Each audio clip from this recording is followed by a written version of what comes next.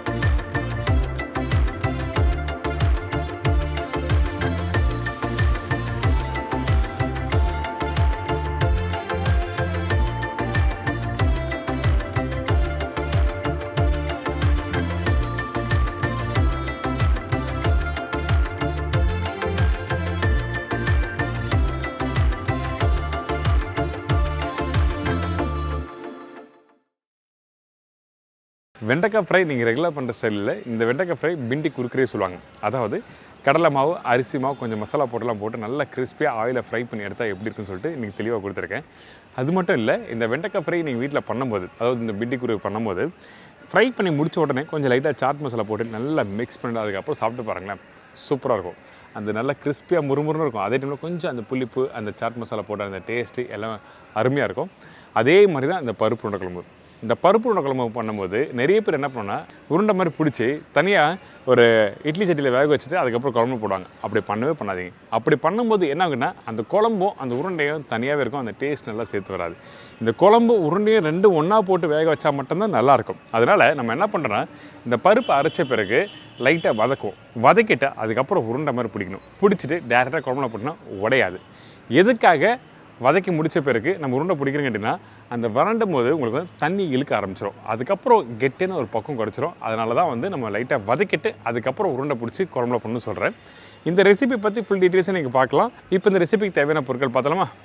பருப்பு உருண்டை குழம்புக்கு தேவையான பொருட்கள்: கடலைப்பருப்பு 150 கிராம், சின்ன வெங்காயம் 10லேருந்து 15 நம்பர், வெங்காயம் 2 நம்பர், தக்காளி 3 நம்பர், காஞ்ச மிளகாய் 3லேருந்து 4 நம்பர், பச்சை மிளகாய் 1, பூண்டு 10லேருந்து 15 பல்லு, தேங்காய் 2லேருந்து 2.5 பத்து யூஸ் பண்ணியிருக்கேன், இஞ்சி பூண்டு பேஸ்ட் 1 டீஸ்பூன், சோம்பு 1/4 டீஸ்பூன், சீரகம் தாளிப்புக்கு தேவையான அளவு, பெருங்காயம் 1/4 டீஸ்பூன், மஞ்சத்தூள் 1/4 டீஸ்பூன், தனியா powder 1.25 table spoon, chilli powder 3/4 table spoon, கடுகு தாளிப்புக்கு தேவையான அளவு, உப்பு தேவைக்கேற்ற, நல்லெண்ணெய் குக் பண்ணுறதுக்கு தேவையான அளவு. இதாங்க இந்த ப்ரிப்பரேஷனுக்கு தேவையான பொருட்கள். இந்த பருப்பு உருண்டை குழம்பு பண்ணுறதுக்கு ஃபஸ்ட்டு இந்த கடலை பருப்பு நல்லா ஊற வச்சுருங்க. ஊற வைக்கிற டைமிங் என்ன கேட்டிங்கன்னா, ஒரு 2லேருந்து 3 மணி நேரம் நல்லா ஊறட்டும். அதிகபட்சம் நீங்கள் ஒரு 4 மணி நேரம் ஊறினாலும் ஒன்றும் தப்பு இல்லை. இந்த கடலைப்பருப்பு ஊற வச்சு அரைக்கிறதுக்கு ஈஸியாக இருக்கும். ஊறாமல் அரைச்சிங்கன்னா நல்லா இருக்காது, கரெக்டாக அரைச்சி எடுக்க முடியாது சொல்ல வரேன். இதுக்கப்புறம் இந்த கடலைப்பருப்பு மிக்ஸி ஜாரில் போட்டு கொஞ்சமாக சோம்பு போட்டு தண்ணி ஊற்றாமல் குறைன்னு அரைக்கணும். அரைக்கிற பக்குவம் என்னன்னு கேட்டிங்கன்னா, 85%லேருந்து 90% அளவுக்கு அரைச்சிருக்கணும். சின்ன மிக்ஸி ஜார் இருந்ததுன்னா ஒரு ஸ்பூனை போட்டு நல்லா மிக்ஸ் பண்ணிவிட்டு அதுக்கப்புறம் அரைக்க ஆரம்பிங்க. சில பேர் நல்லா அரையில் சொல்லிட்டு தண்ணி ஊற்றிடுவாங்க. அப்படி பண்ணாதீங்க, தண்ணி ஊற்றாமல் அரைக்கணும். அது ரொம்ப ரொம்ப இம்பார்ட்டன்ட்.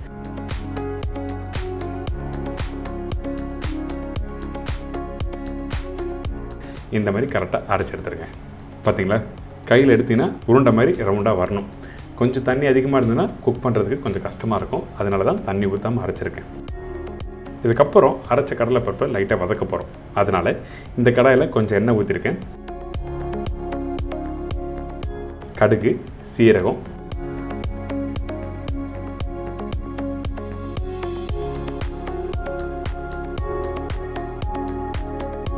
பச்சை மிளகாய் போட்டிருக்கோம். இந்த இடத்துல சோம்பு வேணும், கொஞ்சமாக சோம்பு போட்டுக்கலாம், ஒன்றும் தவறு எதுவுமே இல்லை. இதுக்கப்புறம் பொடிசாக கட் பண்ணி வச்சுருக்க சின்ன வெங்காயம் இந்த இடத்துல மட்டும் யூஸ் பண்ணுறேன். இதுக்கப்புறம் பச்சை கருவேப்பிலை, கொஞ்சம் உப்பு, மஞ்சத்தூள், பெருங்காயம் இதெல்லாம் போட்ட பிறகு அந்த எண்ணெயிலே நல்லா மிக்ஸ் பண்ணுங்கள்.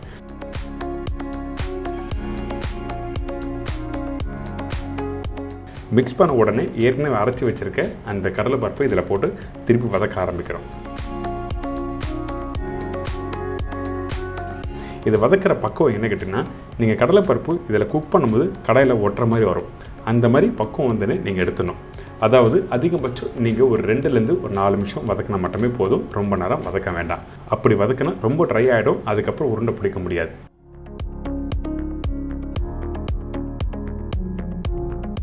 இப்போ பார்த்தீங்களா, அந்த கடாயில் கொஞ்சம் ஒட்டுற மாதிரி இருக்குது. அந்த டைமில் கொஞ்சம் கொத்தமல்லி போட்டு மிக்ஸ் பண்ணி எடுத்துட வேண்டியதான். அதே டைமில் வதக்கி ரெடி பண்ணி வச்சுருக்க அந்த கடலை பருப்பை உருண்டை மாதிரி பிடிச்சி பாருங்கள். நல்லா கெட்டியாக உடையாமல் நல்லா வருதா பார்த்தீங்கன்னா கரெக்டான பக்குவம்னு அர்த்தம்.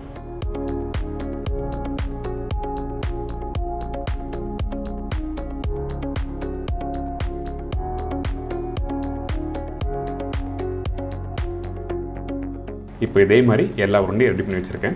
நீங்கள் குழம்பு தாளிக்கிறதுக்கு முன்னாடி இந்த மாதிரி உருண்டை ரெடி பண்ணி வச்சுருங்க. உருண்டை ரெடி பண்ணி முடிச்ச பிறகு சில பேர் இட்லி சட்டியில் போட்டு வேக வைப்பாங்க.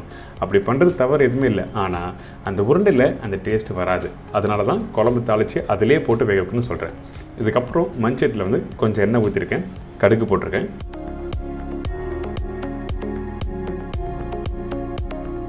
இதுக்கப்புறம் கொஞ்சமாக சீரகம். இந்த இடத்துல வெந்தயம் வேணால் கொஞ்சமாக போட்டுக்கலாம், ஒன்றும் தவறு எதுவுமே இல்லை. நான் போடலை. இதுக்கப்புறம் பூண்டு போட்டிருக்கேன். பூண்டு 10லேருந்து 15 பல்லு சொல்லியிருக்கேன். வேணா இன்னும் கொஞ்சம் எக்ஸ்ட்ரா போட்டுக்கலாம். இதுக்கப்புறம் கருவேப்பிலை, காஞ்ச மிளகாய், வெங்காயம் போட்டு நல்லா வதக்க ஆரம்பிக்கிறோம். வதங்குற பக்குவம் என்ன கேட்டிங்கன்னா கரெக்டாக 60 to 70% மட்டுமே வதக்குங்க. ரொம்ப வதக்கக்கூடாது. சில ப்ரிப்பரேஷன், அதாவது குழம்பு இந்த மாதிரி ப்ரிப்பரேஷன்லாம் வந்து ரொம்ப நேரம் வதங்கினா அந்த குழம்போட டெக்ஸ்சர் மாறிடும். அதனால தான் கரெக்டாக சொன்ன பக்குவத்தில் வதக்கிட்டு இஞ்சி பூண்டு பேஸ்ட்டு போட்டு நல்லா மிக்ஸ் பண்ணிவிட்டு அதுக்கப்புறம் தக்காளி போடுறோம். தக்காளி அது மாதிரி தான் 2 நிமிஷம் வதக்கிட்டு அதுக்கப்புறம் பவுடர் மசாலா. நான் ஏற்கனவே பருப்பு உருண்டை குழம்பு பண்ணியிருக்கேன். அதில் குழம்புத்தூள் யூஸ் பண்ணியிருப்பேன். சில பேர் குழம்புத்தூள் நம்ம வீட்டில் இல்லை, நான் எப்படி பண்ணுறது சொல்லி நிறைய பேர் கேட்டிருக்காங்க, பர்டிகுலர் பேச்சுலர்ஸ். அதனால தான் இன்றைக்கி நான் என்ன பண்ணுறேன், மஞ்சத்தூள், சில்லி பவுடர், தனியா பவுடர் எந்த அளவுக்கு யூஸ் பண்ணணும்னு சொல்லிட்டு சொல்லி கொடுத்துருக்கேன். இந்த பவுடர் மசாலா போட்ட பிறகு அப்படியே நல்லா வதக்குங்க.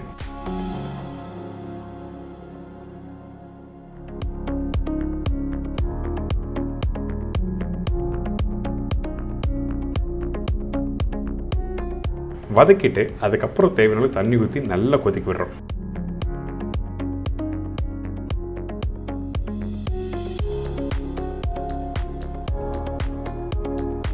இப்போ கொதிக்கணும்னு சொன்ன பார்த்தீங்களா, ஒரு மூடி போட்டு நல்லா கொதிக்க விட்டுருங்க.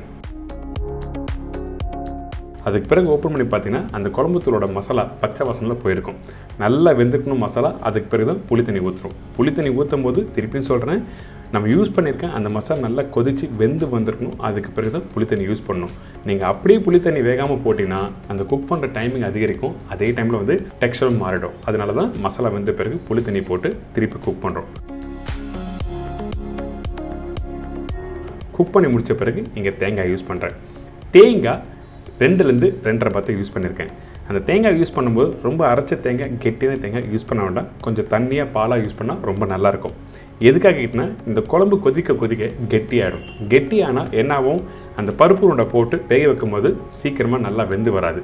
கிரேவி தண்ணியாக இருந்தால் தான் உங்களுக்கு உடையாமல் நல்லா வரும். அதனால தான் தண்ணியாக ஊற்றணும்னு சொல்கிறேன். தேங்காய் பால் நான் யூஸ் பண்ணுறது, தேங்காய் பாலும் யூஸ் பண்ணியிருக்கேன், தேங்காய் பேஸ்ட்டும் யூஸ் பண்ணியிருக்கேன். ஆனால் நீங்கள் வீட்டில் பண்ணும்போது தேங்காய் பால் யூஸ் பண்ணால் உங்களுக்கு நல்லா நீட்டாக வரும். தேவையான தண்ணி ஊற்றி திருப்பி அந்த தேங்காய், அந்த புளி, அந்த மசாலா நல்லா கொதிக்க விட்டுருக்கேன். கிரேவி பார்த்தீங்களா, இந்த மாதிரி தான் தின்னாக இருக்கணும். இதுக்கு பிறகு நம்ம என்ன பண்ணுறோம், ஏற்கனவே ரெடி பண்ணி வச்சுருக்க அந்த உருண்டையை 1 by 1 போட்டு நல்லா வேக விடுறோம். அதே டைமில் இன்னொரு முக்கியமான விஷயம் சொல்கிறேன். இந்த மாதிரி பருப்பு உருண்டை குழம்பு பண்ணும்போது அகலமான பாத்திரம் யூஸ் பண்ணுங்கள். கொஞ்சம் சின்ன பாத்திரமாக யூஸ் பண்ணிங்கன்னா என்ன கேட்டிங்கன்னா ஒன்றுக்கு மேலே அந்த உருண்டை வைக்கும்போது உடைய ஆரம்பிக்கும். அதனால தான் நல்ல அகலமான பாத்திரம் யூஸ் பண்ண சொல்கிறேன்.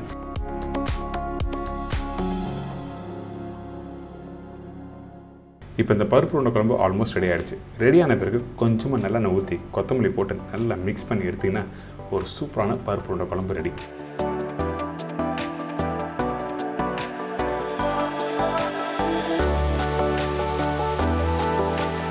பார்த்தீங்களா, அந்த பருப்பு உருண்டை குழம்பு உடையாமல் நல்லா அருமையாக வந்திருக்கு.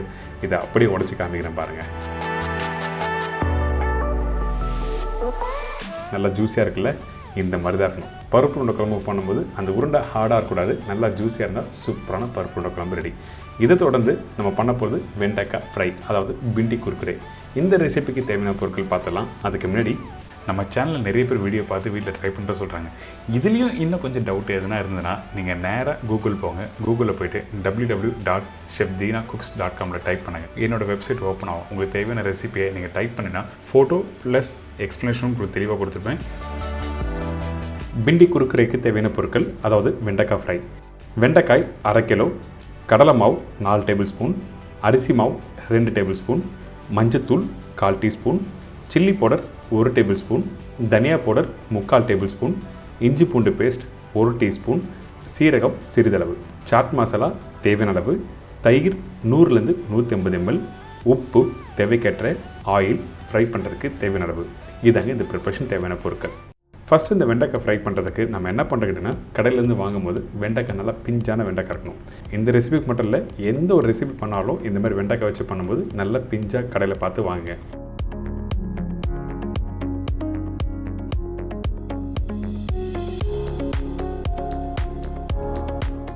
அதுக்கு பிறகு நல்லா வாஷ் பண்ணிவிட்டு ட்ரை பண்ணிவிட்டு இந்த மாதிரி தின் ஸ்லைஸை கட் பண்ணுறோம். தின்னாக கட் பண்ணுறது டைமண்ட் ஷேப்பில் கட் பண்ணுறோம். நான் திருப்பியும் சொல்கிறேன், இந்த வெண்டைக்காய் வாஷ் பண்ணி முடித்த பிறகு அந்த தண்ணி நல்லா ட்ரை ஆகட்டும். அதுக்கப்புறம் கட் பண்ணினா நல்லா தின்னாக ஈஸியாக கட் பண்ண முடியும். அப்படி இல்லைன்னா என்ன கேட்டிங்கன்னா, அந்த வெண்டைக்காயில் இருக்க வளவளப்பு தன்மை கட் பண்ணும்போது கொஞ்சம் கம்ஃபர்டபுளாக இருக்காது, கை விடுறதுக்கு வாய்ப்பு இருக்குது. அதுக்காக தான் நல்லா ட்ரை பண்ணிவிட்டு இந்த மாதிரி தின்னாக கட் பண்ண சொல்கிறேன்.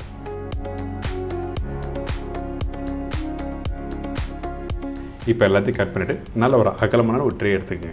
சின்ன பவுல்லையும் போட்டு மிக்ஸ் பண்ணலாம். ஆனால் இந்த மாதிரி ரெசிபி பண்ணும்போது கொஞ்சம் அகலமான ட்ரே இருந்தால் ரொம்ப ஈஸியாக இருக்கும் மிக்ஸ் பண்ணுறதுக்கு.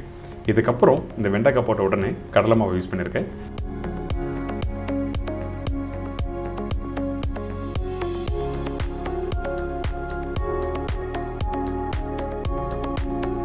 அதுக்கப்புறம் அரிசி மாவு. நீங்கள் எந்த ஒரு ப்ரிப்பரேஷன் பண்ணாலும் கடலை மாவு 2 மடங்குனா 1 மடங்கு அரிசி மாவு, இதுதான் ரேஷியோ. இதுக்கப்புறம் காஷ்மீரி சில்லி பவுடர் யூஸ் பண்ணியிருக்கேன். இந்த காஷ்மீரி சில்லி பவுடர் நல்ல கலர் கொடுக்கும், அதே டைமில் ரொம்ப காரமாக இருக்காது.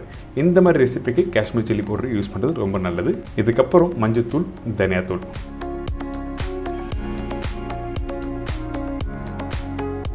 உப்பு தேவையான போட்டிருக்கோம். இந்த இடத்துல கொஞ்சமாக சீரகம் பவுடர் போடுங்க. அந்த சீரகம் பவுடர் ஒரு மைல்டாக இருக்கும். ஃப்ரை பண்ணி முடித்த பிறகு அந்த ஃப்ளேவர் தெரிய வரும். அதனால தான் சீரகம் பவுடர் இந்த இடத்துல யூஸ் பண்ணியிருக்கேன். இதுக்கப்புறம் இஞ்சி பூண்டு பேஸ்ட்டு, தயிர் 100லேருந்து 150 ml சொல்லியிருக்கேன்ல, அதில் கொஞ்சமாக ஃபஸ்ட்டு போட்டு மிக்ஸ் பண்ணுங்கள். வேணும்னா இன்னும் கொஞ்சம் அதிகமாக போட்டுக்கலாம், ஒன்றும் தவறதில்லை. இதுக்கு பிறகு தண்ணி தெளிக்காமல் நல்லா மிக்ஸ் பண்ணுங்கள். மிக்ஸ் பண்ணி முடித்த பிறகு கடைசியாக தண்ணி தெளித்து மிக்ஸ் பண்ணணும். எடுத்த உடனே தண்ணி தெளித்து மிக்ஸ் பண்ணக்கூடாது. அப்படி பண்ணால் அந்த வெண்டைக்காய், அந்த கடலை மாவு, அரிசி மாவு கரெக்டாக மிக்ஸ் ஆகி வராது. அதனால தான் நம்ம என்ன பண்ணுறோம், ஃபஸ்ட்டு நல்லா மிக்ஸ் பண்ணுறோம். மிக்ஸ் பண்ணி முடித்த பிறகு தேவையான அளவுக்கு கொஞ்சமாக தண்ணி தெளித்து மிக்ஸ் பண்ணுறோம். அதிகமான தண்ணி இருக்கக்கூடாது.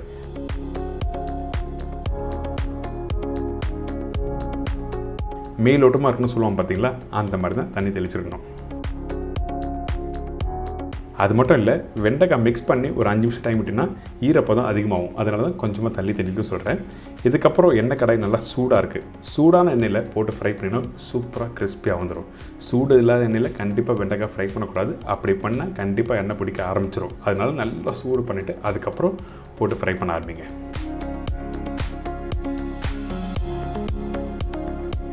இப்போ வெண்டைக்காய் ரெடி ஆகிடுச்சு. நல்ல கோல்டன் ப்ரௌனில் நல்ல கிறிஸ்பியாக சூப்பராக வந்திருக்கா. இந்த மாதிரி வெண்டைக்காய் ப்ரிப்பரேஷனை கொஞ்சம் கடைசியாக சாட் மசாலா போட்டு மிக்ஸ் பண்ணி சாப்பிட்டீங்கன்னா இன்னும் சூப்பராக இருக்கும்.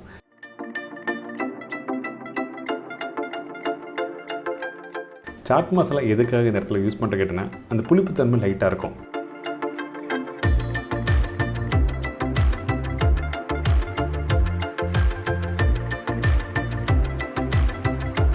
இன்றைக்கி நம்ம சேனலில் அல்டிமேட்டான பருப்பு உருண்டை குழம்போட வெண்டைக்காய் ஃப்ரை, அதாவது பிண்டி குறுக்கரை எப்படி பண்ணுறது சொல்லி கொடுத்துருக்கேன்.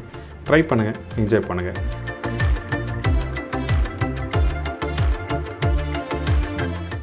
இப்போ எல்லோரும் தெரிஞ்சிருக்கோம் இந்த உருண்டை குழம்பு எப்படி பண்ணுறது, இந்த பிண்டி குறுக்கரை எப்படி பண்ணுறது எல்லாம் தெரிஞ்சிருக்கோம். கண்டிப்பாக ட்ரை பண்ணி பாருங்கள். நம்ம வீட்டில் இந்த மாதிரி ரெசிபி நீங்கள் வீட்டில் இந்த காம்போவில் பண்ணி வரல, வீட்டில் இருக்கணும்னா அருமையாக இருக்குது சொல்லுவாங்க. ஸோ அந்தளவுக்கு ஒரு ஃபென்டாஸ்டிக் ரெசிபி. இதே மாதிரி நாளைக்கு இன்னொரு ரெசிபி சந்திக்கிறேன். நன்றி, வணக்கம். சி பாய், டேக் கேர்.